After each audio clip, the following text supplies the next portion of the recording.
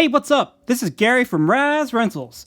So, I wanted to do something a little different with this video. Usually I do a lot of reviews on Ninja Turtle toys, but you know, I love more than just Ninja Turtle toys. I love Ninja Turtle comic books. From the independent origins of Mirage Studios, all the way up to the brand new IDW comic books, I love Ninja Turtle comic books. I think they're great, you know? I even love the Image series, I love the Adventure comics, and I really like a lot of the guest era of Mirage Studios Volume 1. But in my opinion, I think there is one artist/writer who's above all the other artists and writers in the guest era, and that's Rick Veitch. Rick Veitch wrote and illustrated one of my favorite Ninja Turtle storylines of all time, The River. Everything about this set is amazing. The artwork, the writing, the monstrous, scary villain. Like, it is an amazing storyline. And if you want to read it, unfortunately, you're going to have to track down these single issues. They don't reprint this anymore, and, you know, there did exist at one point a trade paperback of this that Mirage put out way back in the day, but since then, nobody else releases it. Not even IDW. And it kills me because I think tons of people who are Ninja Turtle fans and want to read the old comic books, you know, they should check this out and read it for themselves. But, as things are, like, they'll probably never reprint this again. And there's a pretty decent reason for that, from what I can understand. You see, this was written by Rick Veitch during the Mirage Studios Volume 1 guest era. And during that time, Kevin Eastman and Peter Laird were very creator-friendly, all right?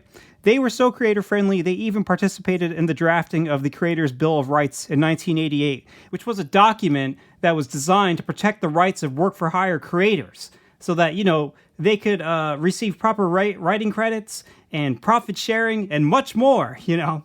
So, like, everything inside of this book belonged to Rick Veitch, other than, you know, the Turtles, Splinter, Casey Jones, and April. Like, all new characters like Bloodsucker and just the storyline belonged to him. So anytime that Mirage Studios wanted to reprint this, they had to pay him royalties. Or they had to, you know, pay him some royalties if they decided to put Bloodsucker in some other Ninja Turtle storyline. And unfortunately, we're like, I don't know, kind of like to me it seems kind of like a double cross, I guess. Mirage Studios decided to change their ways. And at some point, they handed all of their guest creators contracts that pretty much said that anything that these creators made in the past now belonged to Mirage Studios. So if Rick Veitch signed this, the river and everything inside of it belonged to Mirage Studios, and, you know, he wouldn't be getting his fair share. So, you know, like I think a lot of people would, Rick decided not to sign it over. And because of that, they stopped reprinting this, and, you know, this storyline isn't even considered canon now. Like, in a total act of like, oh, well, you did that, well, I'm going to do this. Peter Laird had said at some points that, you know, this wasn't even considered canon to the Ninja Turtle storyline. And there's nothing inside this book that makes it non-canon. Like, the storyline within it pretty much follows what's going on in Mirage Studio comics at the time. And it's nowhere near as zany and crazy as some of the other people like Mark Martin, or like some other people who just went way off the wall when they were doing their guest era books. Like, this one fits perfectly in Mirage. And unfortunately, it doesn't count. But it counts for me. So I don't give a crap what Peter Laird says. This book is part of the Mirage Studios storyline, and you gotta find this, and you should definitely read it. As well as Sky Highway and North by Down East. In my opinion, it kind of seems even like Worm over here is kind of like Mirage Studios' ways of getting out of this. Even though I don't think that this, you know, falling out had taken place yet, but, you know, you have Bloodsucker here, he's a leech, and then in Adventure comic books, you have Worm, and he's a mutated leech. I also think that this Tales from the TMNT, number 15, is also kind of like a ripoff of this other Rick Veitch comic book, Sky Highway. I mean, obviously there are some similar things going on here. Like, they're probably both inspired by Ratfink, but I feel like the story in this Tales comic book is way too close to this one. It's kind of almost like, you know, they devolved into like, well, you know, you did that, well, we're going to do it better now. But come on, this is Jim Lawson. His, you know, he's okay, but he's nowhere near as good as Veitch. There's only two things that I really know about Rick Veitch prior to Ninja Turtles. I mean, he's done a ton of other stuff, but I mostly just know about Brat Pack, which I don't have that, unfortunately. I've been trying to get that, but I've been trying to order through my comic book store and I can't get it in. If you want to learn more about Brat Pack, I suggest going, searching it on YouTube and watching the videos by Cartoonist Kayfabe or by Comic Tropes. Both of those channels are amazing. They talk about comics way better than I do, but, it is what it is. Like I said, their stuff is awesome. And even on the Cartoonist Kayfabe page, they actually have an interview with Rick Veitch that's amazing too. Like, I recommend checking all that stuff out. But I do have his Swamp Thing issues. He worked on Swamp Thing for a long time, and I have issue 61, and the latest issue I have is like 82. So he was on it for a while. The artwork inside of these Swamp Thing comic books is very different, though, and I haven't actually read these, but I've just looked through them and just been amazed at the artwork inside of them. Now, like I said, his artwork on Brat Pack and Ninja Turtles is very different, and I think some of it is because of the inker. The inker is Alfredo Alcala, and I think that he has a very detailed style. Like, if you look at this, there is so much insane detail in this. It's just, it blows your mind. Like, that somebody was sitting there doing this for hours, just drawing all these lines. Like, look at that. That's amazing. Or like this. All this stuff is crazy and just amazing to look at. And Rick Veitch, he wrote some of these issues. Well, he pretty much wrote most of them, except for some of the earlier ones. Alan Moore wrote them, and he drew them. A lot of these later ones, Rick Veitch wrote and penciled them, while Alfredo Alcala inked them. And like I said, they're wonderful to look at. It makes me kind of wonder, how much of that artwork is Veitch and how much of it is Alcala. Who knows? I don't know. I haven't seen any pencils from it, but, you kind of do get somewhat of an idea of some of the style of inking is definitely Alcala's, because the other comic books I have with his inking is Batman Year 2. And, this is penciled by Todd McFarlane and it's inked by Alcala. And you can definitely see that, the way there's texture inked on here, he has these cross hatchings and stuff like that. That's very different from the inking or shading that McFarlane does in his own artwork on Spider-Man or Spawn. Now, if you come back to Rick Veitch's work on the Ninja Turtles, the interiors of these books are very different from what you saw there. A lot of it's more simplified, the way that it's made. And, even this shading here, that's not actually pen. This is all shaded like this. If you don't know about the original Mirage comic books, they used duo shade paper back then to try to give the comic books a more shaded kind of look. And essentially what it is it's a special kind of chemically treated paper where you had two different chemicals and you would brush them on the paper, and one chemical would give you just single lines like that, which is, your half shade or whatever. And then the other chemical would give you the thicker, double line shading areas here to make a darker look. And, it's a very nice looking comic book, but like I said, very different than that Swamp Thing comic. To put this comic book into perspective, we're in the second guest era of Mirage Studios. Pretty much Peter Laird and Kevin Eastman were in charge until about 15. And then you had a couple of random issues where some other people joined in. That's by Eric Talbot. Talbot or Talbot? I don't know how you pronounce it. He's an actually Mirage Studio guy. He's actually there. But then you have stuff like this by, I think it's Mark Bode. And he is, this is something that's very out of continuity, right? So that's what, 18? And then right after 18, you get into Return to New York, which is an actual regular in-continuity story where the Ninja Turtles, they go back to New York, they kill the Shredder again, they have to fight the clone Shredders, Zog the Triceraton is in it, and all that kind of stuff. These are amazing comics, and you should check them out, right? So we're right after that, though, things get crazy. That, And then you have The River, and then after that you have some other things like this Michael Dooney comic that, that kind of fits in. This storyline by A.C. Farley, can kind of fit in there. But then you also have stuff like this with by what's his name, Zuli, which is like, you know, Ninja Turtles in like feudal Japan. It's very, very different and crazy. Or you have this by Richard Corbin, you know.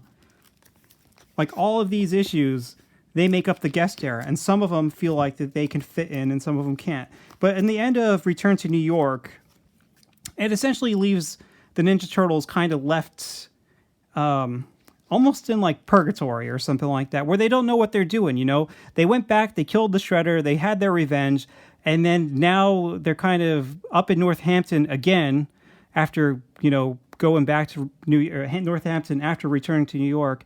And now they're just kind of going on adventures and like kind of figuring out what they should do with their lives, which is how things pick up eventually when you go all the way up until like issue 46. And, you know, then you start getting back into like regular Mirage, and you have Shades of Grey, and then City at War. One thing you'll notice is just like how stylistic he makes the Ninja Turtles look. Like their shells are very different from the usual Mirage Studio Ninja Turtles. Like they have all these points on the sides of the back shell. Mikey's got these giant long chain nunchucks. And I don't know, like they're very cool looking. They're very, like you look at this cover and you just see like, you know, energy and just movement, and it's fantastic. So, book 1 of The River came out in 1989, August 1989 to be exact. And, you know, one thing I have to say that is a little disappointing, just because I'm a Ninja Turtle comic book dork or nerd or whatever, is that one of the things I love about the old Mirage Studio comic books is the letters columns, or on the front here they'll have a page where they'll usually tell you what's going on with Mirage Studios. Or like in the letters columns, they'll tell you everything that's going on in Mirage Studios, and you can actually read like from the beginning, like how their you know, their licensing is turning around and how they're getting like signed on for the toys and the movies coming and all this stuff. It's really exciting if you're a Ninja Turtles fan to go back and read them. It's kind of like what kind of kills me whenever I see people like getting all these Ninja Turtle comic books like CGC graded, because you're losing all that awesome information inside of these books just so you can have like some slabbed book that's, you know, I don't know. It's just, to me, like for me, I never get anything slabbed. I just love to reading the comic books, opening them up and taking a look at them. I don't understand the appeal of it, but I understand that a lot of people do. I don't know if it's just because they like having something that's worth a lot of money or what, but, you know, in my opinion, I would just rather read the book. I'm a very, very visual person, and I like to actually go through and read the comic and see all the artwork and everything inside. It's like you're turning you're turning like 20 pages of artwork into just like a single-sided, you know, collectible card or something like that. So this story begins with the Turtles meditating with Master Splinter. Master Splinter is trying to teach them a lesson where if they focus their mind, they can see nature around them.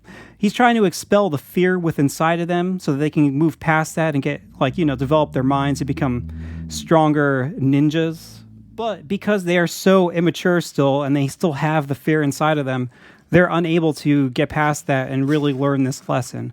And like I said, you just look at the artwork and it's fantastic. Like, I love to look at this. I love how the Ninja Turtles in the background here, there isn't an actual ink line around them because they're like, you know, they're just kind of like, you know, it's like a cloudy representation of who the Ninja Turtles are. So there's no ink there. It's just all painted with the duo shade of the paper. That's great. So this issue is called Down to the River. And like I said, Splinter is trying to get rid of the fear inside of them so that they can, you know, focus more on nature and empower their minds and stuff like that, which is very interesting because he's able to do it, but then later on in the comic book, he has trouble himself being able to do it. This page here is awesome too. This shows the origin of the Ninja Turtles. And eventually, you know, they stop their meditating because the Ninja Turtles can't take it anymore because, you know, they're teenagers, they want to go play. And at the end here, they all bow to Master Splinter, except for Raphael, who leaps backwards and runs around because he wants to go and find some excitement. Now, that is a little bit unlike Raphael. That's like maybe one of the inconsistencies with Mirage Studio Comics, where Raphael is usually the hothead, kind of like in the movie. But in this comic book, Raphael is almost kind of like Michelangelo. Like he's kind of like goofing around and jumping around and stuff like that, and he doesn't have that anger. So like Splinter kind of takes a shot at them and says that Raphael's only acting like that because what does he say here? He says, Raphael merely demonstrates something about these new esoteric lessons of ninjutsu I have been trying to teach, that perhaps this group is not yet mature enough to learn them. So, like, he kind of says that as kind of like a jest, but the Ninja Turtles get mad about that, so they run after Raphael. And Raphael falls into the river. The Ninja Turtles follow him, but they're still mad at him.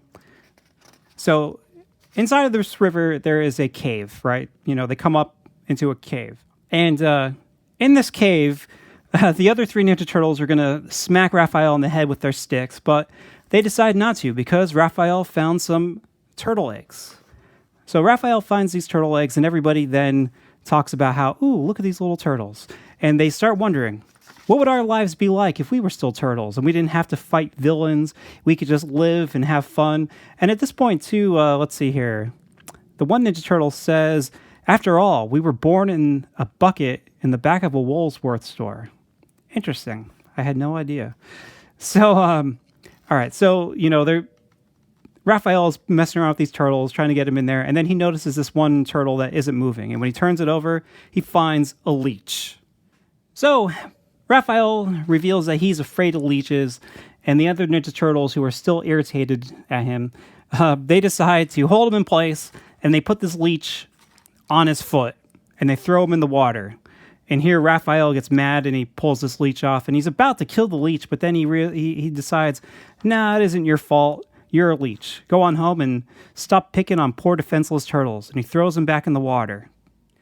Now, throughout this whole storyline, I really love the look of this leech. From the beginning, when it's small, to what it eventually becomes. I just think the texture on it is amazing, and like it looks pretty freaky. So the next day, the turtles ask Splinter to continue their meditation lessons, and Splinter keeps on seeing different visions of all these places. And some of these are foreshadowing to places where they're going to go throughout the storyline. But unfortunately, Raphael is not having a good day. He's looking pretty sick. And at some point, Splinter has a vision of this leech. And this leech is now just like eating these baby turtles. And, he freaks out a little bit. Raphael passes out. And they decide to go hang out, in the woods again. So they go to the woods here, and they notice a snapping turtle, and then all of a sudden they notice that the snapping turtle is attacked by some giant creature. When they go over to check out what's going on, they see this, shape, so they follow it, and eventually they find it in this little tiny hole here, and they realize that it's this giant leech, and they don't realize that it's the same leech from the day before. They just think he is like a really big leech, like a grown-up leech or something. So Raphael tells the other guys to go back, get Splinter, and he tells them to get their swords so that they can deal with him. Meanwhile, Raphael puts his shell up against that hole and to, keep that leech imprisoned there. And he's like, oh, don't worry, I'm not going anywhere, and neither is he. Well, I got some bad news for you, Raphael. Something bad is going to happen. So by the time they get back here, Raphael is looking dazed, and they knock him out of the hole, and now this giant leech is even bigger, and it's on top of Raphael, and it's sucking his blood through the back of his shell. And then it stands up, and look at this. He's like, somehow it's grown arms and legs. It looks dangerous. What do we do, Master Splinter? Hold your weapons. What's it done to Raph? And again, you just look at this leech, and it just looks amazing. Like I don't know, like the artwork in this book is just amazing. Like, even though it's not anywhere near as detailed as like when it was being inked by Alcala, it just looks fantastic. Like there's something about it where it's kind of simple. It's maybe even a little more simple than regular Mirage Studio comic books, like Kevin Eastman and Peter Laird. They are very like kind of detailed. They have a lot of like you look at their comic books, and it just looks very gritty. Like there's lots of stuff going on, there's lots of stuff everywhere. But it seems like Rick Veitch has more of a subtle approach to it, but his shading really makes everything pop and really makes it look amazing. And because Leonardo gets all upset, he can't control himself, he snaps, and he chops this leech into a bunch of different pieces. And so, like, Raphael is walking away with the other turtles while Sensei, Splinter, is consoling Leonardo as Leonardo apologizes for acting out of, what Splinter had told him. And then the next day, Raphael is getting even worse. Like, he can't even follow the lessons appropriately. Like, he can't even keep his arm up. And this is what I was talking about earlier, where... before Master Splinter is able to focus his mind because he doesn't have that fear inside of him, he can, become one with nature. And then now we're at a point where Splinter is trying to focus and he too cannot, see these visions of nature around him. And Raphael just, he continues to devolve and become a simpleton, doing stuff like a kid. And here you just kind of have like a couple pages where they have like these, he draws these very awesome pictures, these pinups of the Ninja Turtles. And he just kind of explains how each one of these Ninja Turtles is trying to do what they usually do with Raphael, but they can't now because Raphael is becoming so simple and so juvenile. And even here you have these awesome pinups of April and Casey Jones over here. So Raphael eventually devolves to the point where he's walking on fours. And, Splinter here, he says, let's see here. You four turtles and myself were transformed from common animals after we were exposed to a powerful chemical mutagen. Our bodies absorb this substance, and it is what keeps our cells in constant state of mutation, which is why we remain as we are. But something has drawn some of the chemical out of Raphael, and he is slowly reverting back to a simple turtle. So because of that, they realize that something with the leech, sucking out his blood, something odd happened there. The leech had sucked some of the chemical out of Raphael. So they all decide that they're going to travel to where the dead body of the leech is. And I guess, I don't know what the plan is. Are they going to make Raphael eat him or what? But so that was the plan. They and as they get here and they're trying to find the leech, they can't find any kind of evidence of him being there. And then at that point in time, they are interrupted by this guy who says he is a part of the, like the game warden or the Parks Commission or something like that. And he's talking to them and he notices Raphael and he's like, hey, come over here. So Raphael swims up to him and bam, again, it's the leech. The leech killed the local game warden, sucked his blood, and now he's sucking more blood out of Raphael to become a super powerful leech. And like, just look at this. And this is like, again, some amazing artwork. I think it's probably actually a little hard to draw horror comics. I feel like it's difficult to draw something that it's a drawing that would actually scare people, And I could see if I was a kid reading this comic book would have freaked me out. There's something very gross and just very kind of melty looking about Rick Veitch's artwork that just looks, amazing. It fits in so well with the horror aesthetic. And you get a very uneasy feel about what Raph is going through in this book that I think is missing from a lot of other Ninja Turtle comic books. So, we're pretty much at the end of this first book. And, the turtles decide to go look for the leech. They don't really know how this leech was able to pull himself together. They don't really explain how he was able to piece himself back together and become an even powerful leech. It's not important. The most important thing is that, Raphael is in big trouble and the Ninja Turtles have to go hunt this giant leech down. And as the Ninja Turtles leave, April holds on to Raph and says, not this time, baby. And up next is River Hymn. And like I said, I think the artwork in this is amazing. And then you also have a little ad here for Gizmo and the Fugitoid, which is a mini-series by Peter Laird and Michael Dooney. Now on to part 2. This is Teenage Mutant Ninja Turtles number 25. Now this is the first part of the river I actually bought, and I actually bought this at Bill and Walt's Hobby Shop next to the Art Institute of Pittsburgh way back in 2010, 2002 or 2003. Whenever I started going to college for animation, Bill and Watts was right next to the comic, or right next to the Art Institute. And during like class breaks, you would get like 15-minute breaks, or maybe even 10 minutes. I would literally like run down the steps, go outside and go around the corner, go to Bill and Walt's comic shop and buy a bunch of comic books and then go back to class. And, you know, I bought so many Ninja Turtle comic books back then. And that place was great because at the time, most of their comic books were like $2 to $3, and then they were like half off. And if you bought so many of them, you would get comic books for like, I don't even remember, like 50 cents or something like that. And I had gone in there so much that like pretty much everything that I bought was just like a discount. Like it never even was like, oh, well, you got to buy this much today. I just got like a discount every day because I was in there so often, and it was amazing. Like, and eventually, like I bought a ton of Mirage Studio Ninja Turtle comic books back there, and it was amazing. Like way back then, like a lot of these Ninja Turtle comic books weren't that sought after. Like if you look at number one prices right now, even like a 5th print of number one will cost you like hundreds of dollars or something, like $200. It's crazy. Like way back then, like people didn't really care as much, and I bought like that for like $2. I bought the first issue, 3rd print, which is like an oversized book still. I got that for like $3 at Fat Jack's Comic Crypt in Philadelphia for $3 because there was like a terror on the cover. Like there were only some comic books that were difficult to find just because they were difficult, and you could usually find them on eBay, such as like a lot of the Image Volume 3 comics.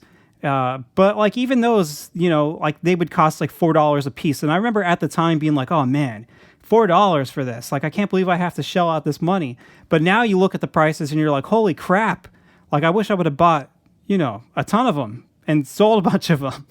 But unfortunately, I wasn't thinking long term. I was just thinking like, you know, most Ninja Turtle fans are just buying this. And now for whatever reason, I don't know if it's just because of IDW comic books or what, but they have like exploded on the marketplace. Like, I don't know. It's crazy out there if you look at Ninja Turtle comic books. And, you know, what's cool about this issue is that this cover became a poster. Like, I never had this poster, but I'll see this poster lots of times of people posting pictures of, like, you know, I had this poster when I was a kid. This is an amazing picture. And it's like, well, yeah, it was drawn by Rick Veitch in 1989. So this came out in September 1989.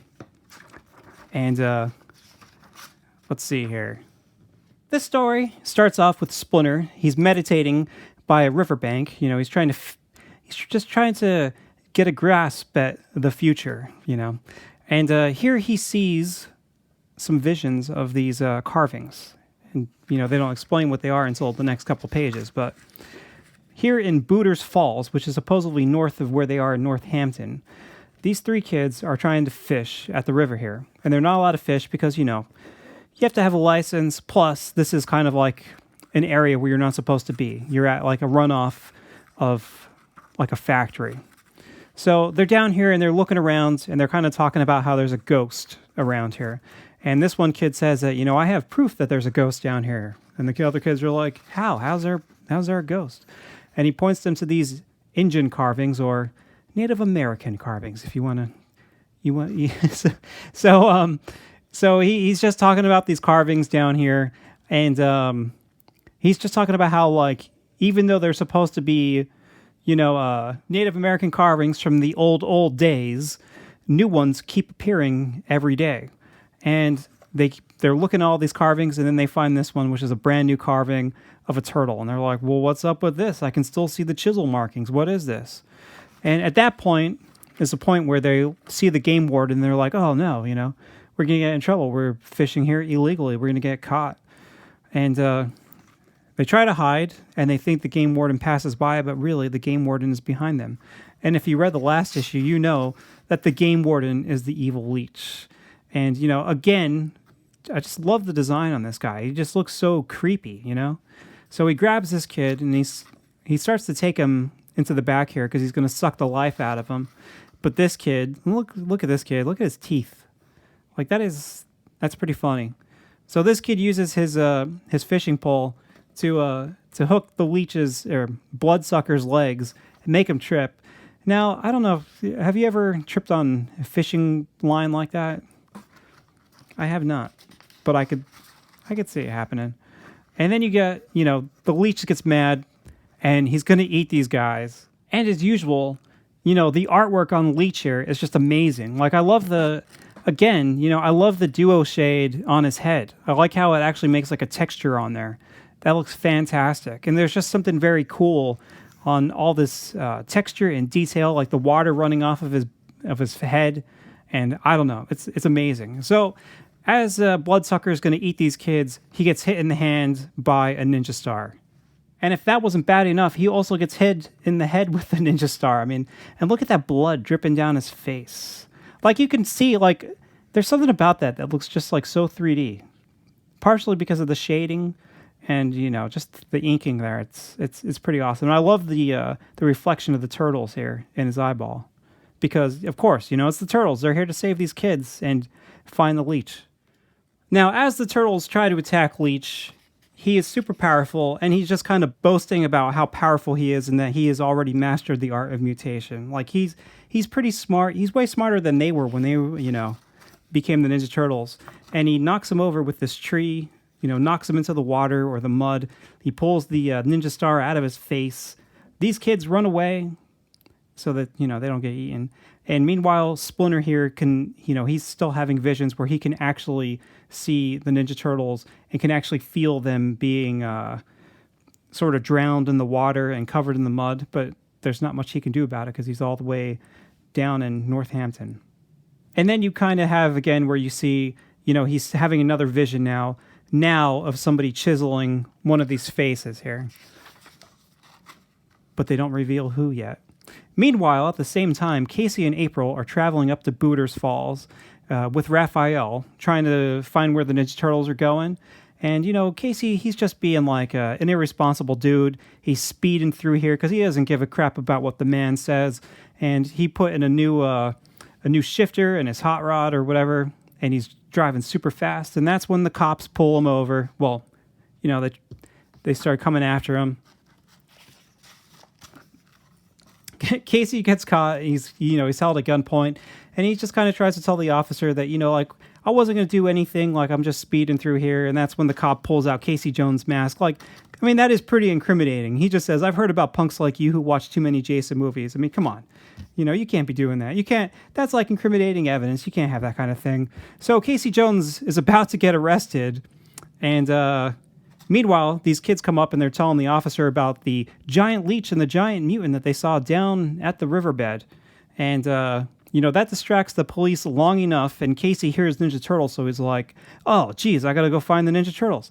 So Casey, being the moron or the crazy guy that he is in these Mirage comic books, he runs away from the cop and jumps over the bridge and lands in the water. Now, I don't know what the hell Casey Jones was thinking. I don't know how he thought that this was going to work out in his favor. Or, even if he didn't land in water, if he landed on the side of the riverbed, he would have, broke his legs. His bones would have popped right out of his skin. But no, he drops into the water, and there isn't a thing he can do about it. He's just floating down there, he's going to drown. So what the hell is that? What's he going to do now? So, meanwhile, this police officer, he's yelling at these kids, trying to figure out what's going on. Raphael here falls off the side, and he actually does survive. He falls off the bridge and lands at the bottom of the riverbed by these carved faces. And that's when he is found by this mysterious character. This mysterious character who also saved Casey Jones. So the police officer, he arrested April and these kids. He takes them to jail because he's unsure about what he's going to do with them. Because if these kids saw a giant leech and a giant Ninja Turtle down by the riverbed, then, that might mean problems for Samuel Booters. Samuel Booters is the owner of this factory.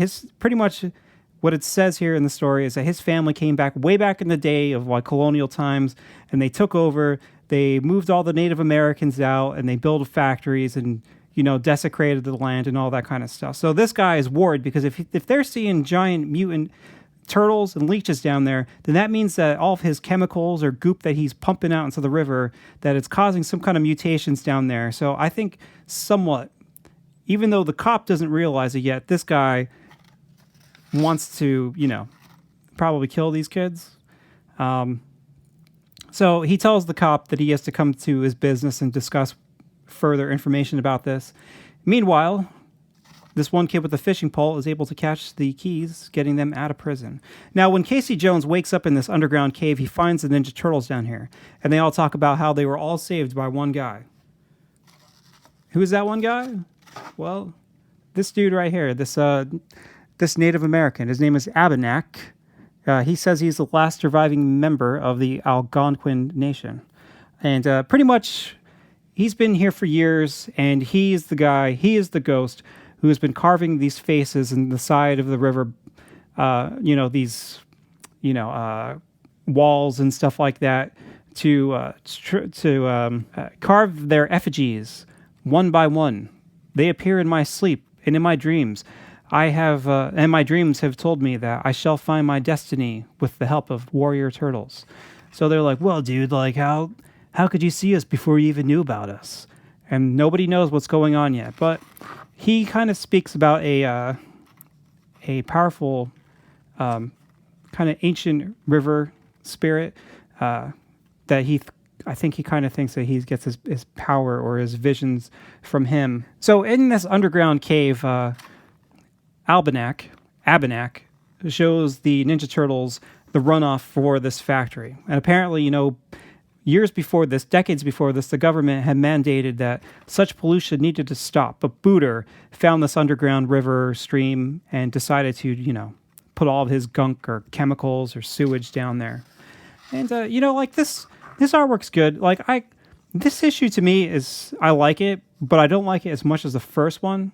I feel like it's obviously a step in the storyline, but I feel like the first one is more tense or suspenseful or something, where this one is kind of veering off into like a little bit of a different story, but then it kind of comes back and it all makes sense. Like this is just one part of the whole story, but it all comes together. So they climb up here, and that just looks awesome. This climbing up these pipes and these ladders and all that kind of stuff. So meanwhile, while the Ninja Turtles are moving up, Booters is talking with the police officer about how they most likely needed to dispose of these kids so that nobody finds out about these mutant Ninja Turtles and leeches that he thinks he created. Meanwhile, down here, some of his men at the one side of his factory are hearing, the Ninja Turtles and Abenak climbing up this ladder to where, Brooders here is like kind of freaking out and tells the police officer to give him his shotgun so that he can shoot and kill who's ever trying to climb up here. And as they're climbing up, Abenak is first. And as he gets to the top, Booters shoots him. But the rifle was just filled with rock salt because the police officer only does that so it didn't kill him. Now, these other guys are shooting dum-dum bullets, which I assume are rubber bullets. So these things are not actually piercing the Ninja Turtles. They're just kind of hitting them and then bouncing all over the place. But, you just have some really awesome shots of the Ninja Turtles in action, like Donatello jumping through the sky, Donatello jumping up again, Leonardo now jumping through the air. So like I said, this is pretty good. And the Ninja Turtles just kind of have to work their way up and get to Booters and knock out these other guys. And at one point, they throw all these cool, they throw ninja stars into the hands of the guys. Mikey throws his nunchucks around this dude's neck. It's pretty awesome. All right, so at the top here, they don't really say if they plug the main pipe, but they just say something plugged the main pipe. And I try to look through it to see if the Ninja Turtles caused this or maybe Abenak caused this, but it doesn't say. So this pipe explodes and it shoots all this I'm thinking of mutagen, but it's sludge. It shoots sludge all over this guy, and now he's covered. But as he's about to die, Abenak saves him because, he's a very peaceful Native American, and this guy is just like an Indian. You're the ghost, aren't you? You're probably the last of living member of the tribe my family wiped out. Why did you save me? And he says, why do you think? And he says, because I should give you back your land, shouldn't I?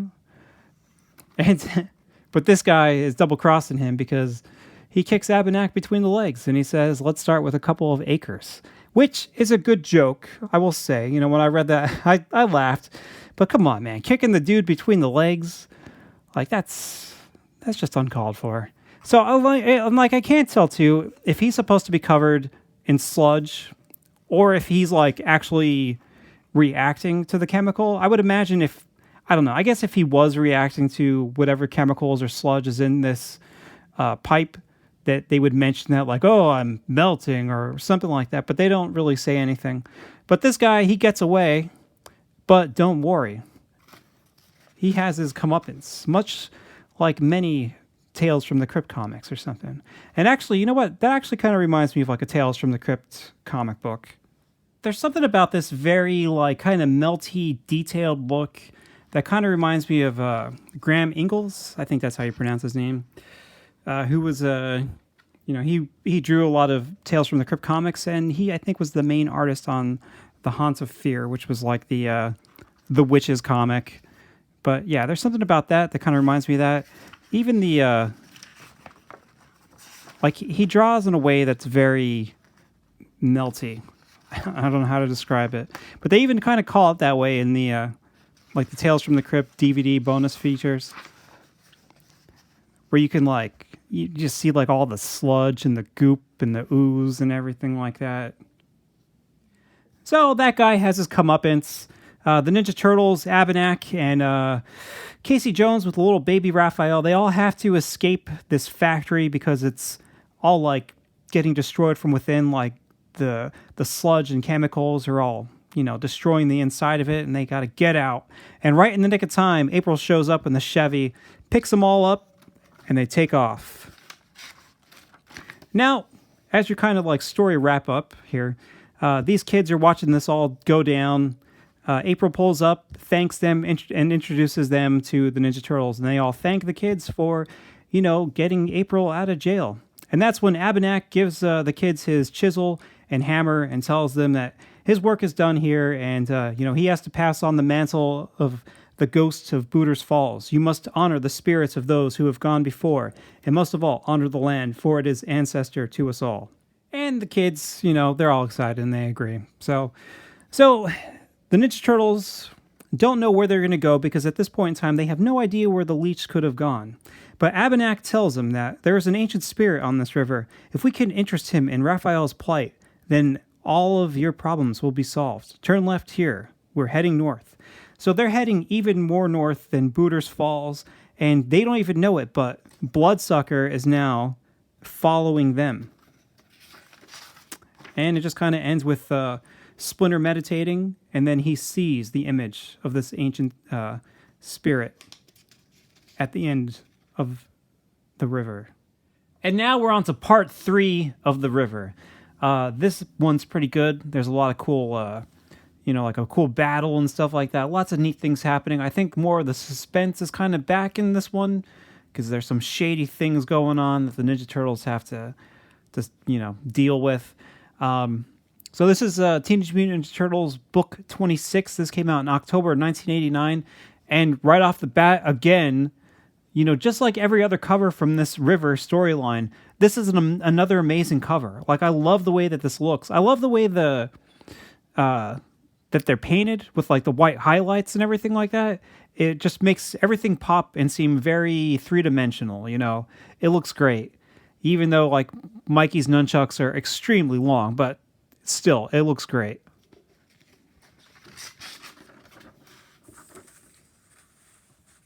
All right, so we open up again with Master Splinter meditating. That's like all he's doing in these. Every single one of these, it's opening up with him meditating. Whether he's teaching the Ninja Turtles lessons or trying to see what's going on, So he's meditating and he can see this. He says, there, the mind sensed horror in motion, a lurching, striding abomination, a pitiless hunger relentlessly advancing. What is it? It is the thing born from the blood of the mutant turtle Raphael. It is called Bloodsucker. And like I said earlier, when I was talking about Worm, maybe I didn't say it, I don't remember. I've been talking for a while. But I just love the way that this looks. Like, look how massive he looks. He's like, it's cool how the Bloodsucker has evolved through this storyline. First starting off as a little tiny leech, working up into like a normal kind of human body, and now he's just like a hulking brute. He's like Bane. He's Bane to the Ninja Turtles Batman or whatever. So, unfortunately, Splinter sees this guy walking, following the turtles up the river. So, and then, here you just kind of see the old man river waiting for the turtles to arrive. The turtles, however, they're kind of stuck. Casey Jones's car is having some trouble, unfortunately, so they're stuck there. The car looks really nice too. I gotta say that. I don't know if he used photo reference or what, but the actual cars themselves look pretty, or that car itself looks pretty good. So the car breaks down. They're stuck there. Meanwhile, Abenock, if you know how to pronounce that, let me know. He goes over here by the river and he notices that there is a canoe. So that Ninja Turtle, and like I will say this too, is that in the storyline, the turtles don't have very distinct personalities, I guess. You really can't tell which turtle is which unless you see them holding their weapon or they say what names they are. Other than that, each turtle is kind of, you could switch them out and it could be any one of them. So, at first they're a little surprised that he found a canoe, but this turtle he says it's a sign from the old man. He says it's a sign that the old man wants to help us. He saw it in a dream, but it only holds 4. So this is where the turtles, Abenock, and Raph split from Casey Jones and April, leaving them to deal with their car.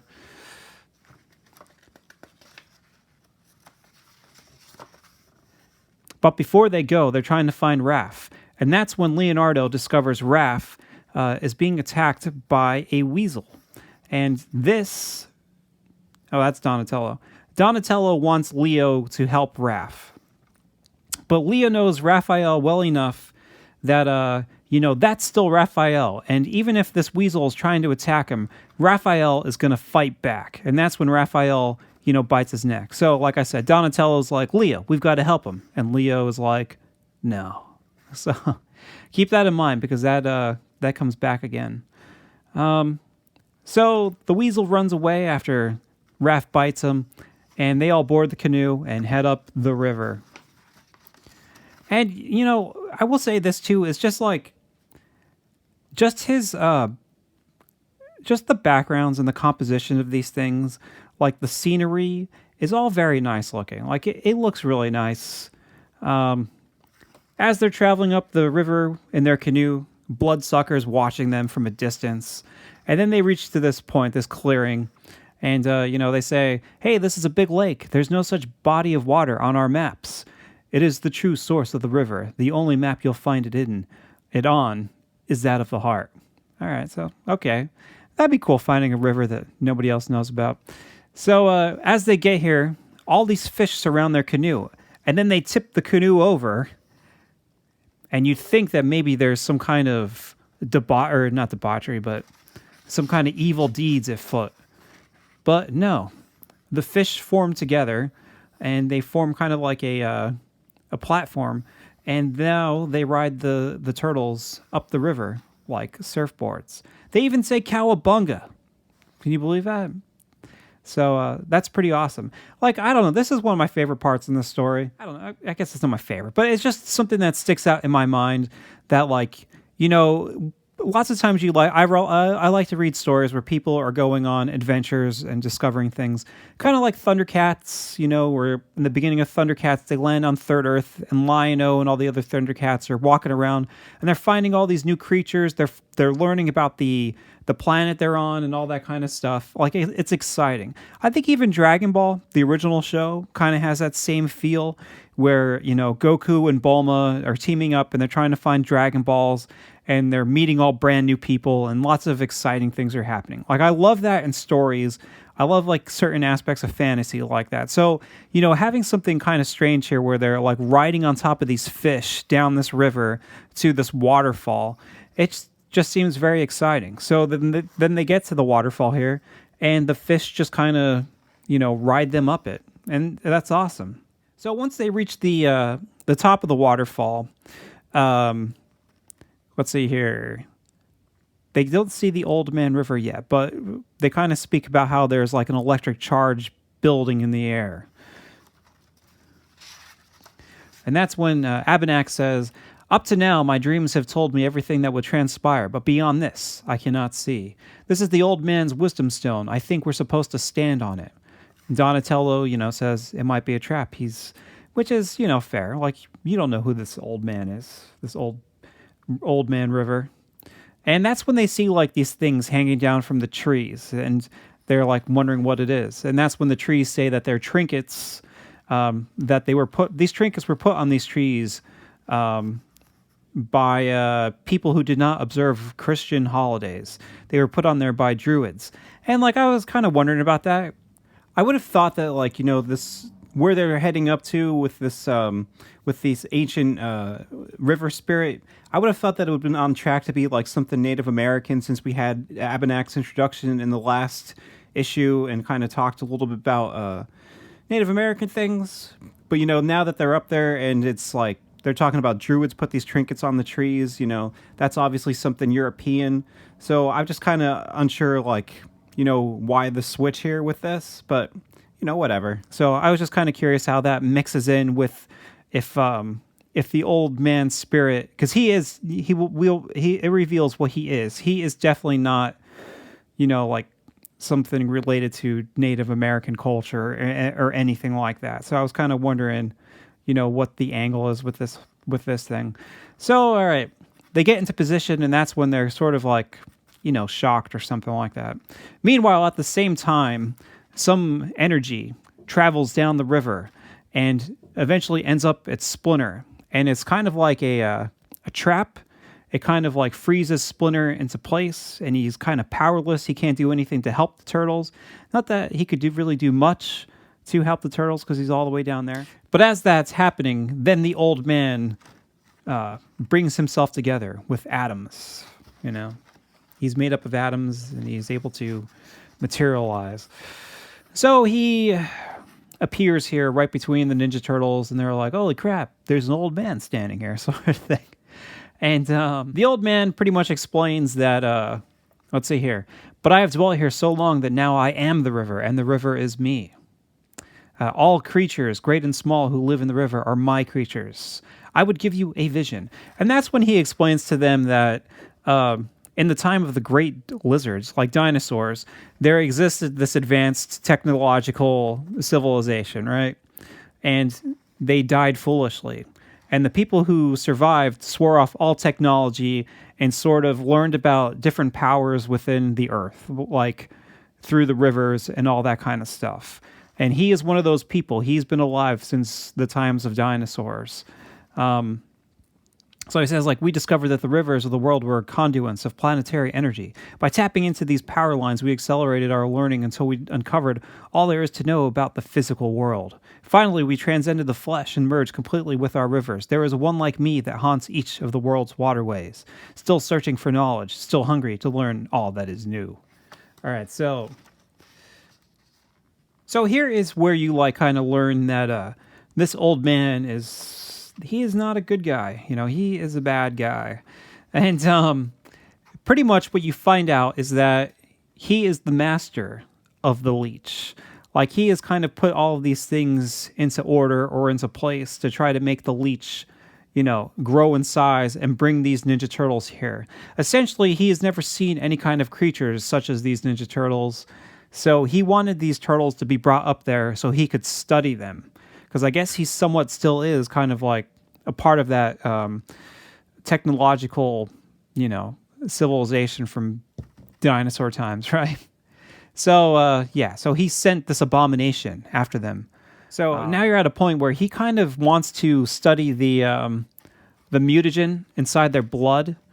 And because he is somewhat more powerful than even Splinter, he is able to use the same sort of mind control or like tricks or whatever that Splinter does. Like Splinter can control his or focus his mind to see things in nature, and this guy can do that too, but he's just more powerful. So he's able to use that same kind of energy to freeze the Ninja Turtles into place and allow Leech to pick them up so that he can eat them. Now here's where like Abenak is, he's not too happy about this. He says like, but the turtles are good, master. You can't just... And he says, are you beginning to doubt me, Abenak? But at the same time, the old man is holding Raphael. And Raphael, being who he is, he takes a bite out of his finger. And look at that. That's nasty. Look at all that blood. And even look at his nail and stuff like that. That's a pretty gross looking finger and everything. But that looks great. So the old man, he gets a little annoyed. He throws Raphael in the water. Meanwhile, Bloodsucker is carrying the other Ninja Turtles to go feast on them. So now things are starting to really pick up in this storyline. Things are getting pretty exciting. Here, the Bloodsucker, he's starting to suck on the Ninja Turtles and drain them of their blood. But as he's trying to do that, Raphael bites his toe, And this hurts him enough that he actually falls over the waterfall with the Ninja Turtles. And at the same time, Abenak is having second thoughts about the old man, so he decides to try to attack him.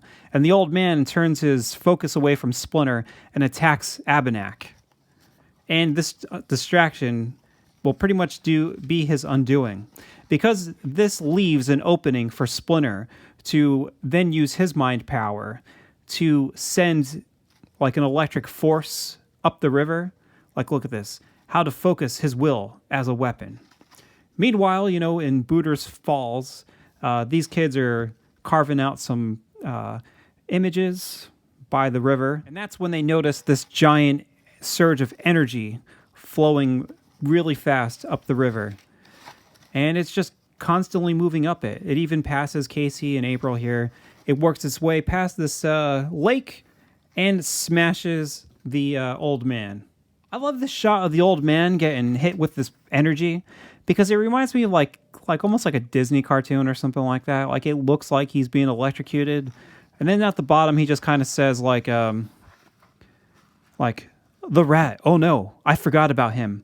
I've let him beat me at my own game. Use the power of the river to cut me off from the free-flowing atoms. The atoms I depend on to keep this million-year-old body alive.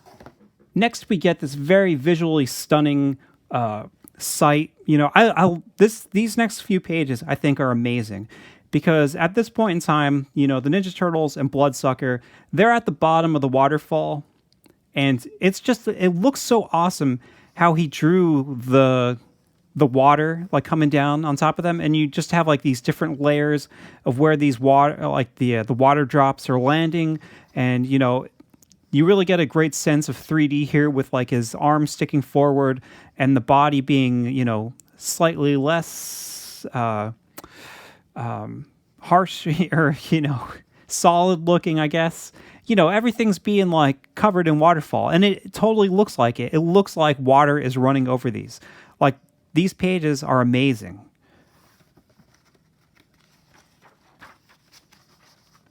But then you kind of get out of the waterfall.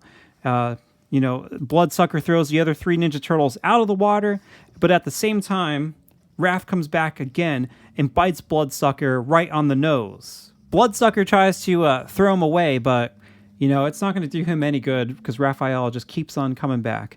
Now, here you have the old man, and he's actually, at first he's dying, but it says here, the rat, he's cut me off from the fresh atoms. I need to keep myself alive. But I can still reform existing atoms, command them to reverse my own aging process. The dangerous tactic, hard to control, but what other choice do I have? But unfortunately, it regresses him too fast, and now he becomes a child, and now he's becoming a baby. He's trying to ask Abenak for help, and but Abenak does not want to help him because he realizes that he's actually sort of evil.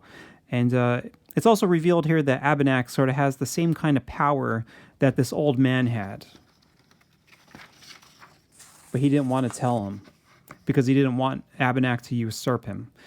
All right, so Bloodsucker is holding the other three Ninja Turtles down, trying to drown them. Again, this is all great. This is all very suspenseful and just really well paced. Even like, he's holding them. You see like him grabbing them by the head. You get like this nice close up of, whoever that is, Leo or whatever. And then he kicks them over. I don't know. I used to work, I do storyboard work. So for me, like, I kind of picture, I don't know. I pay attention to a lot of that kind of stuff in comic books, like how the shots are structured from shot to shot. Although I have a hard time actually designing comic books myself. I find it much easier doing it for cartoons. But, it's amazing how you can read a comic book and just see the flow on that page moving from one to the other. And, this is great. So, like, Bloodsucker gets thrown off of this turtle and, they're watching him, wondering what's going to happen. They notice something on top of Bloodsucker, and then it's revealed that it's actually Raphael. Raphael is getting even bigger, and now he's biting Bloodsucker in the neck. Bloodsucker and Raphael jump back into the waterfall, and again, the Ninja Turtles are like, "Oh, we got to help," and Leo's like, "No," bringing that back from the beginning with the weasel, and that's when they're waiting to see what happens, and then finally, Raphael emerges from the water. And I love this shot too. I just like how he draws the turtle heads. It's very cool. It's very different than any Kevin Eastman or Peter Laird Ninja Turtles. And I think it's great. I think that was one of the reasons, or, one of the examples of why the Guest era worked so well is because they actually had some pretty decent people drawing the Ninja Turtles. Pretty awesome artists working on all this kind of stuff.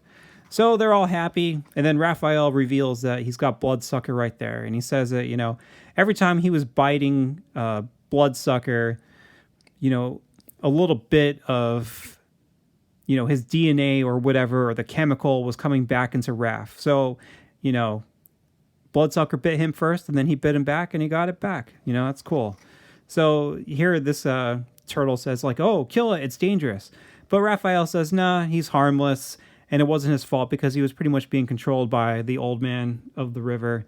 And here you have where it's revealed that now Abenak is the old man of the river. And, he's going to do a good job of overseeing things. He sends the Ninja Turtles back home, riding on the fish again. Because what other way would you want to ride down the river, right? So, they pass Casey and April on the way home. They pass these kids who are done carving their faces in the rocks. The Ninja Turtles tell them that Abenak is going to start talking to them in their dreams and telling them what they can do to protect the river from, crappy dudes. And they finally arrive back home to Splinter. And what of the old man river? Well, he had regressed all the way back into a human embryo. And then right at the end, he gets eaten by a leech. Like, what an awful way to go. But that's what that dude deserves. So that is the end of the river. And like I said before, that is one of my favorite Ninja Turtle comic book storylines of all time. I would put it right up there with most of the Mirage first-hand or in-house stories. I think it's great, and I think it's a shame that, they won't reprint this because of legal rights or issues or whatever. And, it's also just a shame that that friendship between Rick Veitch and Kevin Eastman and Peter Laird, ended on bad terms. Next, Rick Veitch worked on this issue of Teenage Mutant Ninja Turtles. This is number 28. Now, he didn't do much in this. He just kind of did a page. But what's funny about this is that, according to Peter Laird, this comic book is considered canon. But this comic book directly references the river, okay? So in this book, the Ninja Turtles are all in Northampton, and this is written by Stephen Murphy, and it's drawn by Jim Lawson. Stephen Murphy, he's kind of like one of those in-house Mirage guys, but he didn't really write too many actual Mirage books. He wrote all of the Teenage Mutant Ninja Turtles Adventures comics. I think he wrote, like, maybe he didn't do 71 and 72. I can't remember. There's something about it where I think eventually Archie decided to take him off the book, and I can't remember if he did 71 and 72 or he just didn't do Ninja Turtles Year of the Turtle. I have to check. But all right, so it's drawn by Jim Lawson, and Jim Lawson is, I think, sometimes he's okay, and sometimes he's not the best. I think it depends on who is the inker. I like the use of the duo shade in this comic. I think it's actually pretty good.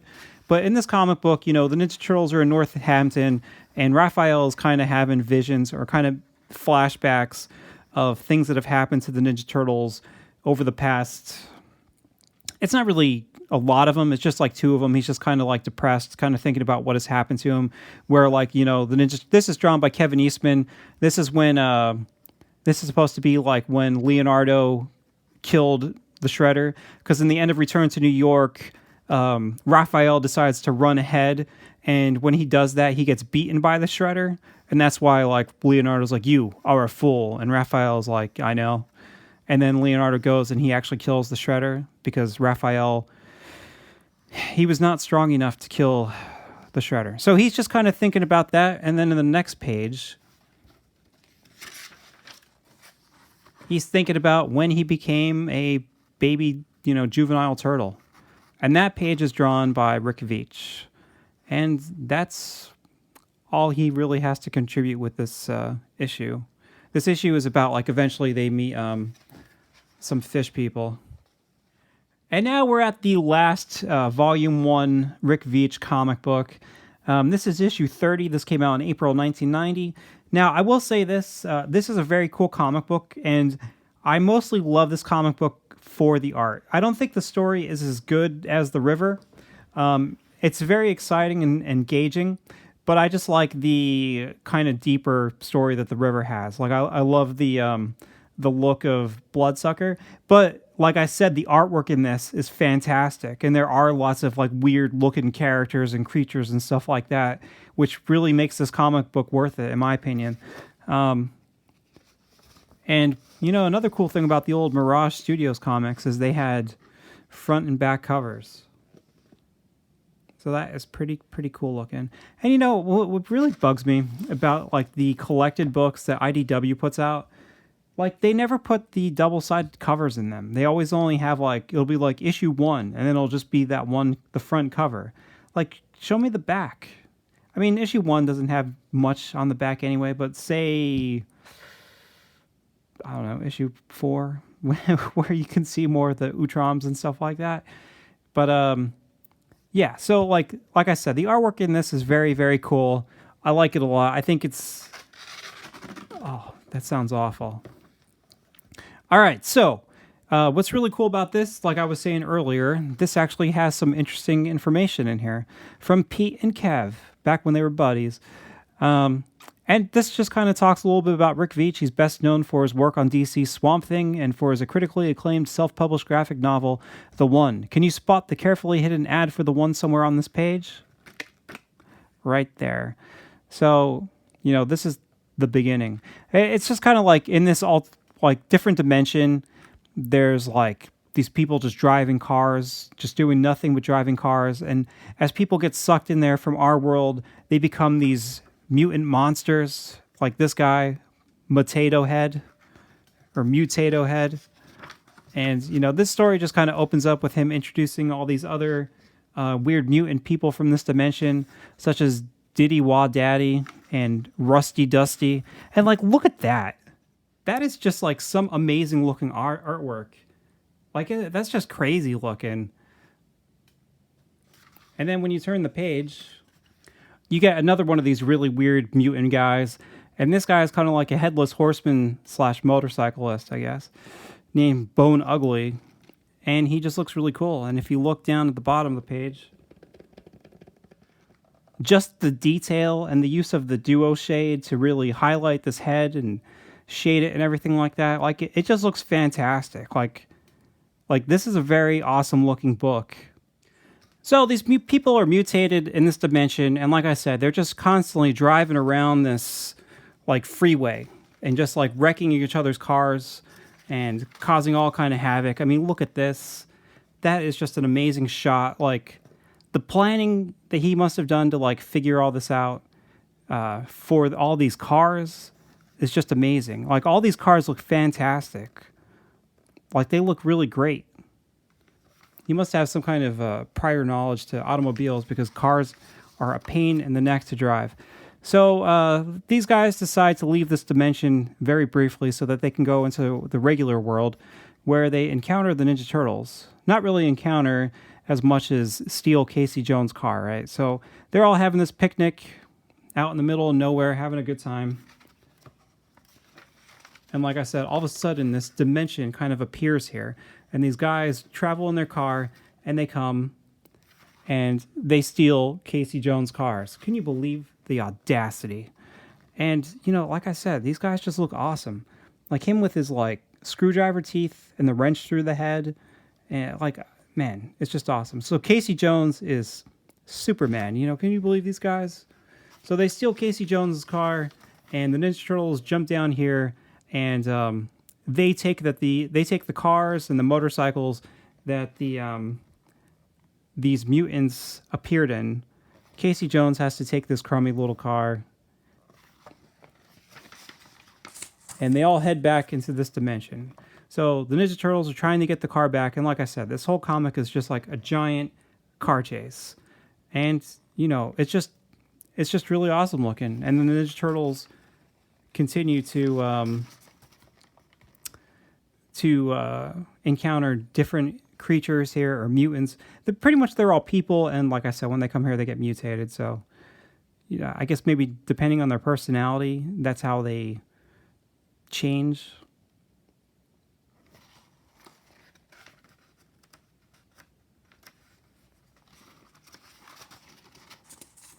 Let's move through here.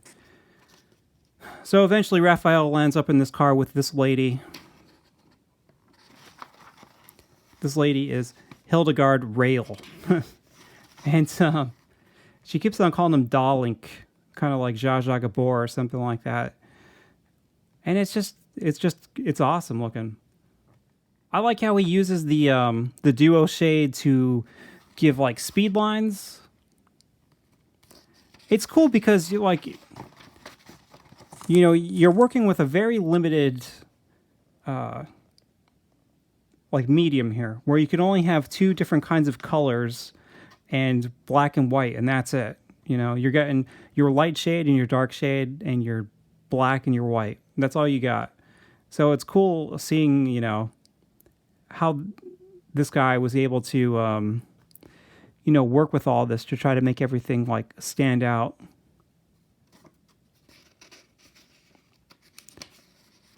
And like I said, just the art on the cars is enough to give you a headache if you're an artist, because he had to figure all this stuff out, and it just looks fantastic.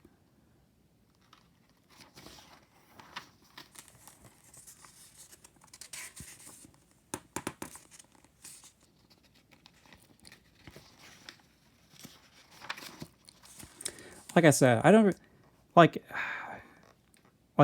know. I don't always read this one, but I just look at the artwork in it. It's just awesome. Like, you can't beat this. And like, this is another story too where you could say that this is in the Mirage universe. It's not really.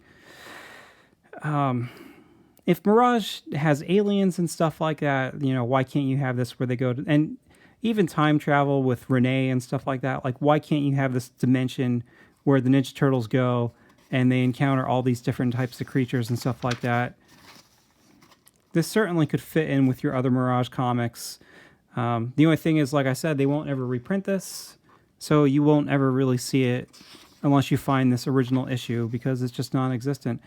It's just not able. Here's an awesome shot. Casey Jones finally mutates in this dimension. And like I said, eventually they do catch up with them to get their cars back. And when they do that, they actually land up back in the real world. And I don't understand why they change when they get back to the real world. It doesn't really say, or that I remember. I tried to read it, but I forget. So when they get back, even these guys who come back to the real world, they turn back to normal too. So this is what all these guys look like normally. And, you know, at first Casey Jones wants to pound them, but they say like, oh, don't blame us. We couldn't help it. We got sucked into that dimension and it made us act a certain way. So Casey and the turtles are like, all right, we'll leave you alone. Fine. Casey Jones, he finally gets his car back. The turtles are all happy. They're heading home. And then it ends with these guys who are like, they're looking at the highway and they're like, oh, 55 miles per hour. This seems boring. This isn't as fun as what we're used to. So then they decide to head back into the rogue dimension where they turn back into these mutants. So that's, like I said, it's a cool story. And I also liked over here too, you have this ad for Brat Pack. Now that is like messed up. Live fast, love hard, die with your mask on, Brat Pack. And that poor dude, he's all cut up and shoved in a garbage can. So that is the last black and white Rick Veitch comic. Okay, so up next we have this awesome two-part, this Casey Jones, North by Northeast. Now this was worked on by both Rick Veitch and Kevin Eastman, but like look at these covers, they look awesome. These are mostly Casey Jones stories, and these were the first Mirage Ninja Turtle comic books I ever got, and look how bloody those are. I got these probably in '99 in State College, Pennsylvania, from a comic book shop that kind of went out of business not long after that. It wasn't Comic Swap, it was a different place. And I got these for like 25 cents a piece. These and the Casey Jones Raphael team-up book by Kevin Eastman and Simon Bisley. So all three of these comics, they were a crazy way of being introduced to Mirage comics. That's all I can say, These are pretty violent and, awesome adult stories. Totally different from, the cartoon I remembered from a few years before that. So I'm going to open these up and take a look at them. All right, so here's part 1 of 2. Casey Jones, North by Northeast, or North by Down East. I always get this title messed up. All right, so here's the thing. Like I said, this was the first Mirage comic book I ever had, and I used to read it a lot, and I used to check it out and, just enjoy it. It was one of my favorite comic books at the time. And it's the script, pencils, and letters are by Rick Veitch. Kevin Eastman does the story and the inks, which you can kind of tell because the inking on this is very kind of Eastman, It lacks that kind of simplistic look that Rick Veitch's work had in Volume 1. The colors are done by Steve Levine, and, this is a pretty awesome comic book. But I will be honest here, like I said, this was the first Mirage comic book I had, and then later on I was like really looking into Getting the River. Like I really enjoyed that back in the day. But I had no idea that both of these were done by Rick Veitch, because the style in this comic book is so different from what you see in The River. I didn't realize it was the same guy. I thought it was, two different people. And then it wasn't until like a couple years ago that I realized, oh, holy smokes, like that was him. But yeah, like you can look at this, you can see like just tons of lines all over the place, It looks great too, but I love that shot of Casey Jones there with the black, but you can just see his armor. Now, this came out right when Volume 2 was taking place, and I'm not trying to dump on Jim Lawson here, but a lot of people don't like Jim Lawson's artwork in the Ninja Turtle comic books. And if you looked at the way he draws like Volume 2, and then you came to this, you would have thought, why the hell is this guy not doing the ongoing Mirage comic book? Like, why is Jim Lawson doing it? His style is very simplistic. It's almost abstract. And this artwork here is just like so like nice and detailed. People have like solid bodies and stuff like that. Eventually I wouldn't mind doing like a video on Jim Lawson, just kind of going over his work throughout the years. I feel like he's a very controversial guy. Like people like him, I think, because he's a part of the whole Mirage thing. But, a lot of people have, that's one of their things where they're like, Volume 4 probably wouldn't have tanked after a while if they had a better artist.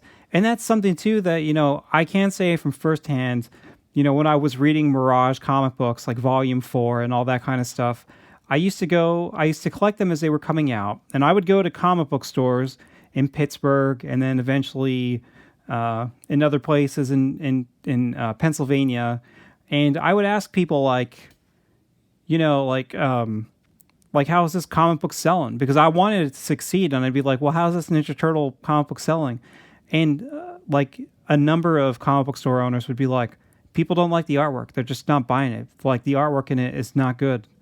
And I'd be like, man, that's such a bummer. Like, I get it that, like, Jim Lawson is, like, best buds with Peter Laird, so Peter Laird was kind of, like, throwing him a lot of work.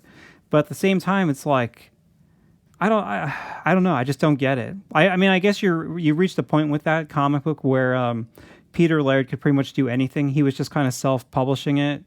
And, he had enough money that he could just write and tell whatever stories he wanted, and he didn't really care if people were buying it.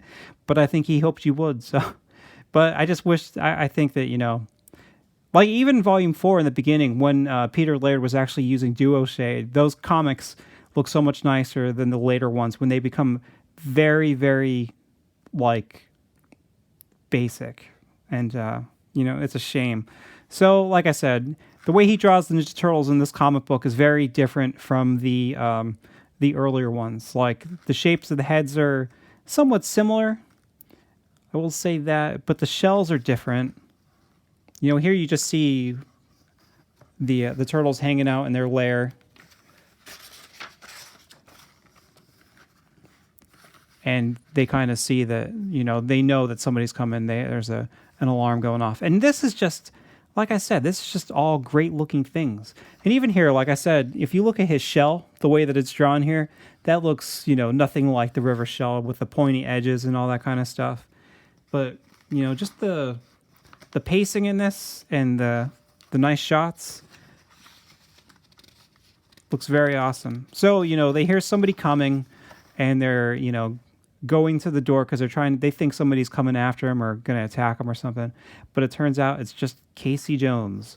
And Casey Jones is just here to tell them a story.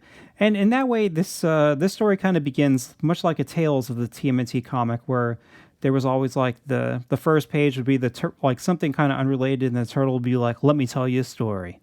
Obviously this is all related, but it just kind of reminds me of that same kind of layout, only a little cooler, more expanded upon. I like this. Look, he's got ELO. Ninja Turtles like ELO. They listen to the telephone line when they're waiting for April to call them to hang out. All right, so you got Casey here, and like I said, you look at this and you're like, yeah, I can see Eastman's, you can see Eastman's inking like all over this, but at least it somewhat has the proportions of a Rick Veitch drawing. I like Madonna here. So Casey's just talking about how he was really bored, Before he goes and talks to the turtles, he was out there. He's telling them the story where he was out. He was really bored because he was waiting for somebody to cause some kind of criminal activities, but nobody was coming out. So he was just kind of hanging on the ledges of people's buildings, watching their televisions, which is something I used to do when I was a kid, when my parents kicked me out. I'd go stand on the sidewalk and look in people's houses and be like, oh, they're watching baseball or something. I was 6. Leave me alone. So while he's doing this and he's really bored, he notices these guys stealing these lobsters. And he's like, ooh, lobster, So he goes over and he attacks these guys. Not too much action yet. He is using a fishing pole to trip these guys down the steps, which is kind of funny. I guess he didn't really fight them at all. He just tripped them. He tripped them. They fell. The lobsters fell on the ground. And here's where Casey Jones is talking about, even though these guys are laying on the ground and they were trying to steal these lobsters, Casey Jones wants to take this lobster home and eat it. So he's kind of making out. He's getting to beat people up, and he's getting to take the spoils home with him. But as he's looking at this lobster, he gets smacked in the back of the head, and he gets knocked out. So here he's telling the turtles, and the turtles are just kind of, scolding him a little bit. This guy's like, Splinter warned you about focusing your desires, Casey. That has to be Leo. Only Leo would say something like that. So he awakens, and he describes that he felt like there were claws and tentacles touching him. But when he wakes up, he sees these weird blue-looking guys. And these blue guys are looking through these lobsters, trying to find a royal roe. But this guy says, they're all barren chicks. They can't find one. And then Casey whacks that dude in the face with that baseball bat. And I just want to say too, I love the color in this comic book. I like all the blues and just the way that it's done. Early or late 90s computer coloring could be awful with all their little lens flares and stuff like that. But this seems like they're doing a pretty decent job with it. So, he's just saying that they all look funny. He takes out this skiing thing and he stabs that guy in the chest while hitting this other dude in the head with a baseball bat. He's standing above him, and as he's fighting them, he gets distracted again, only this time it's by the television. So he starts watching the television. This dude hits him in the back of the head with a cinder block. Casey Jones is an awful crime fighter without the turtles. So, he's just talking about here when he finally woke up again, he was in this underwater, tunnel where these guys are all carrying him. And these guys are talking about how they're kind of wondering why he wears a makeshift shell. They don't understand it. So they decide to pull off his armor. And when they finally remove his mask, he freaks out. He kicks this dude, and then they kind of throw him out this tunnel. And it turns out he's shot out of this giant shell into the middle of the ocean. And, again, the artwork is just fantastic. That is a very awesome looking shell. So he says that he was not breathing air for 4 minutes. And when he finally gets over here, he finds a lobster trap. And he gets pulled up into this boat. And when he's finally pulled up, this person, who you don't know who it is, starts to talk to him a little bit. And it's revealed that it's this lady named Gabrielle, who's, just wearing a bikini in the middle of the rain. Casey thinks he's dying here, but, now he thinks he's in heaven, apparently. So he's just describing to this lady what happened to him, explaining that he met up with these kind of weird looking people he didn't really understand. And that's when she kind of tells him about this urban legend about the Malacostra. Apparently the Malacostra were a race of lobster people from the planet Neptune. A sorcerer believed that their planet was going to be destroyed or something like that. So he left Neptune. They kind of thought he was a joke, so they didn't listen to him. He left Neptune. He came to Earth. And eventually when the planet was, destroyed or whatever, or gravity changed, something like that, they all decided to leave Neptune and they traveled to Earth. And he was still pissed at them for, laughing at him and thinking he was a joke. So he turned them all into these lobster men people. And that's pretty much it for this comic book. It also says here that he had mated with a earth lobster. I don't know how that's working out, but okay. And apparently, if these lobster people find a lobster from his bloodline, the royal roe, they can bring themselves back to their, giant lobster body shapes. And that's it for part one. That's it. It's very short. The river, every issue in the river is 40 pages long. This is extremely short compared to that. This is like a breeze. This is some of Jim Lawson's artwork here, but you can't be fooled by this because this is obviously embellished by whoever inked this. I don't know if that's Kevin Eastman or Peter Laird, but that's what I was talking about, Jim Lawson. Sometimes his stuff can look great depending on who is inking his stuff. They can actually, or maybe that's not. I'm lying. That is definitely a Peter Laird Ninja Turtle. So Peter Laird and Kevin Eastman must have did the covers, and then Jim Lawson did the interior artwork. And that's actually a Terrapin. That's originally when Toka was created. He was created as Terrapin for the toy line, and then they decided to change him around, and he became Toka. I talk about that in my Toka and Razar review, so check that out. In the back here, not much more stuff. You got this very cool 1992 portfolio, only $2. I wish I had that. I have a portfolio, but I have different pictures in mine. And that's it. Oh, that's the Casey Jones and Raphael storyline that I was talking about. That is a crazy comic book. See, I knew it. Cover, Peter Laird, Kevin Eastman. Like, look how... I loved how Peter Laird drew the Ninja Turtles. He's probably my favorite out of the original ones. Kevin Eastman can draw things a little blocky, but his layouts are like amazing. So like even though he draws a little blocky, there's just so much energy and so much movement in his panels and pages and stuff like that. It looks amazing. But Peter Laird is more refined, and I like how his turtles look very solid. I think maybe kind of remind me more of like a Jack Kirby kind of thing. I don't know. They're both heavily influenced by Jack Kirby. But if you go from like this Leonardo here to like Leonardo in the comic book, where like that has to be who inked this? Oh, Talbot, Eric Talbot. He is a really good inker on Jim Lawson, and like I said, with the right inker, you can get a very nice effect. But still, like you look at the Ninja Turtles here, and like look at their faces and stuff like that. Look at the people's faces. You can tell that some of this stuff, some of this detail in here and texture is very much a Talbot way of drawing. Like if you look at his stuff now and you look at this, like with all these black lines and stuff like that, you could totally see that. It's very interesting how comic book artwork works.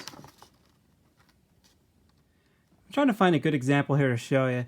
Like this. This is like an example of a volume 4 comic, right? You look at that and you're like, that cover looks amazing. And that's painted by Michael Dooney, who, I mean, he's the guy that painted the cover of Ninja Turtles 4 that was on the cover of the NES game. And, he does amazing work. But then you open it inside and you're just like, oh.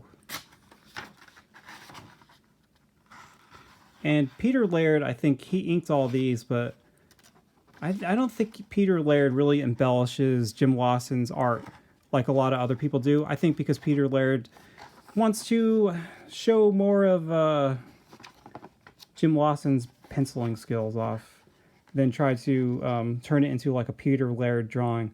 But like the way he draws like women and just faces, you're just like, oh man. I don't know. I feel bad, like I said, because he seems like a very, very nice guy, and some people do like him.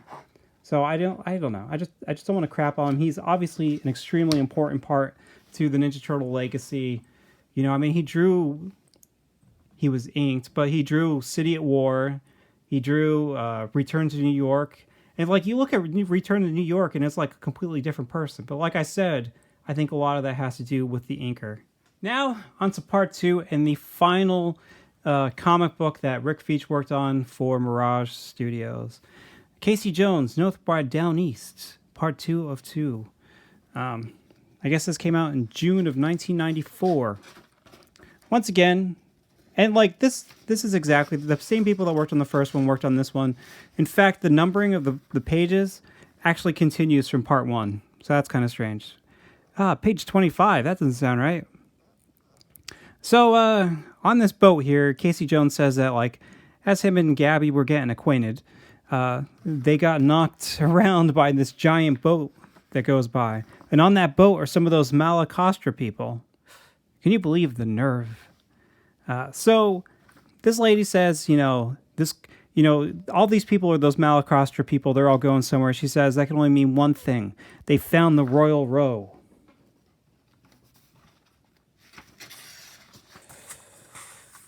So Casey and Gabby follow them. And, at first Casey's like, I don't even know if that stuff is true, what you're talking about. But then Gabby here shows him in her hole, she has a one of these lobster people bodies in there. So now he's like, oh, okay, I believe you. So he follows all of them to where they're going, this island over here. And in this island, they got this big fire. They're all naked. They're speaking the old tongue of these Malacostra people, trying to get the big snapper to appear. And the big snapper is the big sorcerer. They want him to appear because if he appears and he makes the deal where they give him the royal row, he'll make the deal that he'll turn them back into their original forms. And, I mean, they're like cutting their chest and stuff. Like, things are getting weird here. Like, I thought these parties only happen in Hollywood. So, Casey, of course, is being Casey, and he's like, I want to go and kill all these dudes down there. And she's like, oh my gosh, what is going on here? Apparently, I don't want to finish her. So, he wants to kill all those people down there, and she's like, why don't we crawl in those bushes? And he's like, no, leave me alone. I'm gonna kill these people. I need my mask. And so he can see this guy down here with the mask, and that guy with the mask has the royal row. And so one of those geeks is wearing my mask, and I'm going to settle his hash once and for all. So what I think is pretty cool here is Casey actually makes a suit of armor out of the shell of that dead lobster person, Malacostra. So, yeah, he's ready for a fight, and Gabby leaves to go do who knows what. And he yells, yo, frog faces, sorry to rain on your parade, but the time has come to fish or cut bait. So they look up there, they want to kill him. They pull down on these vines, which brings all these cannons down on top of them, crushes a bunch of them. And then, Casey just jumps down there and he just starts slaughtering these guys relentlessly. Like, look at that. He's putting the axe in that dude's face. He's stabbing people. There's like dead bodies in the background. He's just chopping up. He's killing people like crazy. He finds the royal row. No, I'm sorry. That's not true. That's still, I'm confused because that guy is wearing his mask. That dude is still holding the royal row. This building starts to collapse on all these people, crushing them. You don't know what's going on yet, but this whole complex is just falling in upon itself. And apparently the spell is broken, and they were all restored. The curse of the Malacostra is lifted. So, like, these guys are all back in their lobster forms, but, Casey Jones is not having it. He still wants to go, and he wants to kill them. He must have learned this technique from watching a bunch of Hiroyuki Terada videos on YouTube, because he is just cutting through these guys and dispatching them like nobody's business. I mean, look at that. Like, there's just limbs and blood. Like I said earlier, this blew my mind when I got this. Even here, where there's blood everywhere, and he's just hammering these dudes with this axe. Like, this is, like I said, when I got this in middle school, I loved it, puts that axe right in the middle of the Casey mask, killing that lobster guy. And, if that wasn't bad enough, that little royal row bites clenches or pinches his thumb toe. And then it's revealed that this whole island was nothing but the giant big snapper. Like, apparently Big Snapper was resting all this time in the ocean, and the people in Portland Harbor thought he was an island, so they built a thing on top of him. He starts moving, and then Casey Jones is attacking him. Casey is like flailing through the air. This Ninja Turtle is like, outrageous, rowdy story, Casey. And he's like, don't worry, things are about to get even crazier. So, Casey is trying to survive. He's standing up on this ship, and that's when he notices that there are nuclear bombs right there. So he somehow gets it, and I don't know, he's by the nuclear bombs there. He says he's going to try to get it into the lobster's mouth, but they don't really show how he's doing it here. And then all of a sudden, that big snapper explodes. I feel like maybe they could have maybe add a few pages here and try to add more, because some stuff is just kind of implied instead of being shown to you.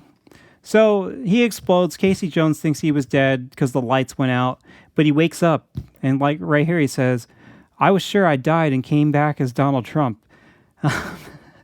How things have changed in the past 20 years. So, he wakes up, he's on this yacht. Inside the Royal Row's hand, there's a letter from Gabby that says, "We've got this yacht all to ourselves, so let's make use of it. I've gone below to make sure the hot tub is boiling. Why don't you join me?" So, all right, Casey Jones. So before going down there, Casey Jones decides to stop in the kitchen where he cooks that lobster, and he begins to eat it. And she says, "Hey, lover boy, hot tub's percolating, and you do look scrumptious, if I say so myself." And she says, let's see here, "What's for chow? What's for chow?" And he says, "After that little sucker just about amputated my toe, I figured I was entitled to a gourmet meal." She says, "You mean you cooked the lobster we saved from the big snapper?" And he says, "Yeah, delish too. Burp." To which she says, "You fool, it took 500 years for Big Snapper to mate with our queen and bring forth the royal roe. That lobster carried the genetic code of the whole Neptunian race. You've eaten your last hope of survival on this planet, you human scum, and worse than that, she was my baby." Now, I'm confused. How did she mate with Big Snapper if he was like not moving and just kind of docile underneath the water? Why would she not have her baby? How did those things get it? I'm confused. I don't understand how any of this makes sense. It's cool, I love that she turns out to be a lobster person to kill him, but I just don't get it. Like, she let him murder and kill all those dudes or people, and then she's like, "That lobster carried the whole genetic code of my whole race. That was our last chance for survival." Like, he literally just chopped everybody up. Like, what is up with that? I don't understand the point of that. So, Casey, he's having a bad time now. He thought he was going to have a good time, but he's having an awful time. And he says, "When her claw closed on my throat, I knew it was too late for excuses. I groped for something, anything to defend myself. I remember the cleaver in my hand. I remember swinging blindly before it all went to black for the final time." That's when the Ninja Turtles turn on the light and realize that Casey Jones had disappeared. And they're all like, "I can't believe he left us hanging like this. What's up with this?" And then Leonardo finds something that Casey Jones left on the floor, and it was this: a corn pipe sliced in half. And if you looked at the page before that, Gabby had that corn pipe in her mouth even after she turned into the lobster. So he did it. He killed her. Like I said, I love the artwork and the storyline. I'm a little confused at the end there. Like, what was going on with that? Was this supposed to be longer? Were they going to add more pieces? There's a very nice cover to Turtles number 6. And then a bunch of stuff that is not Mirage Comics related at all. They must have been buddies with those dudes. But that is it. Those are all the comic books that I'm pretty sure that they're all of them. But if there's one that I'm missing, please let me know. Hopefully I didn't, because then I would feel stupid about having this video up and missing one of them. So, this was my retrospective of Rick Veitch's work on Ninja Turtles. I mostly wanted to do this because I talk about the river a bunch of times. My brother watched 2 of my reviews, and he was like, "Dude, you talked about the river in both of them." And I was like, "Shit, I can't believe that." But I did, And like I said, I love the artwork in these, and I love the storytelling. Like I said, there's some things in North by Down East that I'm a little confused about, but it's still cool. And of course, when I started shooting this, I forgot one, so there's another one. But you could see look how much he changed from that to that's not him. He didn't do those covers, so just forget about it. But yeah, I think his artwork's really awesome, and one of these days I'll have to sit down and actually read through all those Swamp Thing comic books and see how those hold up. So if you sat and you watched this and listen to me ramble on about these comic books. Thanks for watching. I'm going to get back to doing toy reviews, my usual thing, but like I said, I just wanted to do this just for fun. I've been thinking about this for a while now. So if you enjoyed, I'm happy, and if you didn't enjoy, I'm sorry. Talk to you later.